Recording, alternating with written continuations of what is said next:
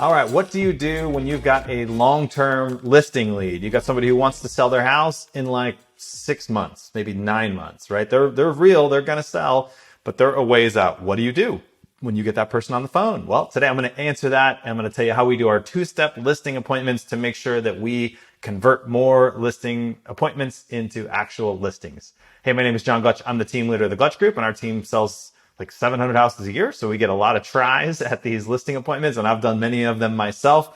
And here's a few things I've learned along the way for these longer term listing appointments. First of all, listings are super, super valuable. So don't be overprotective with your time and push somebody out. I would say go now. If someone wants you to come to their house and talk about selling their house, go.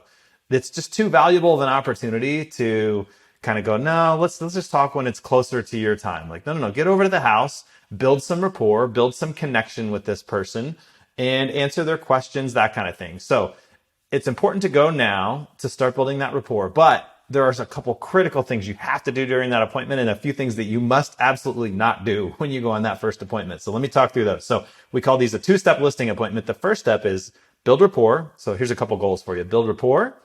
You want to answer their questions, right? Add some value, give them some information that they might not otherwise have, update them on the market, that kind of thing. You can give them a price range, but don't get specific on price because that could change wildly between now and 6 months from now. And so you want to communicate that very clearly that here's a ballpark on the price, but listen, this is, we're 6 months away. Prices are going to change dramatically. And so we really want to dial this in 6 months from now. And so part of what you're doing when you give them that range is you're pre-selling the next appointment. So the last goal you want to have at this first appointment is setting the next appointment. So once you figure out when they actually need to sell, set that appointment, maybe a couple weeks before the actual list date. And at that time, we're going to go over pricing. So you're pre-selling the fact that this is just a shot in the dark right now.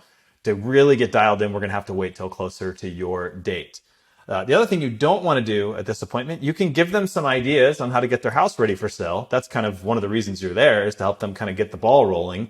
But don't overdo this. I have been on many listing appointments where I show up and they called me because the first person said they needed to do all this stuff to get their house ready for sale. And maybe it was even good advice, but it was overwhelming. Don't do that, right? And so the way I always communicate this is sometimes I'll draw a line on a sheet of paper. I'll tell them, okay, if 0 is you want to list your house and do nothing. You don't want to dust anything. You don't want to clean up the dishes. You want it sold as is. If that's 0, and 10 is full remodel, big, general contractor, tens or hundreds of thousands of dollars, where do you fall on that spectrum? And almost everyone says like 4 or 3 typically.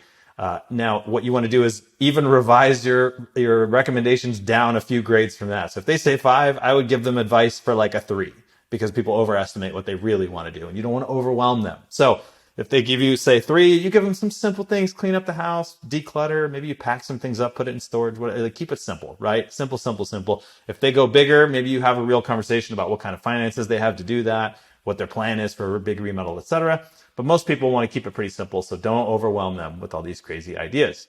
All right, so you've given them some advice, you've answered some questions, you've built rapport, you haven't given them a specific price, right? You haven't overwhelmed them with ideas on how to fix their home.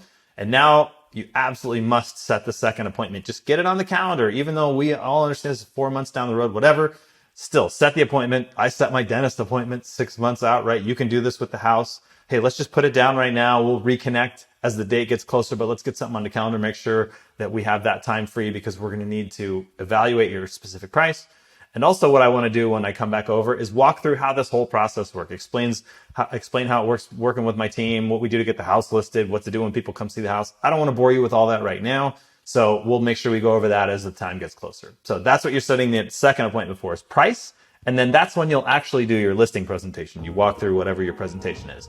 You don't want to do that in the first appointment because they're not going to remember. And you need an excuse to come back over.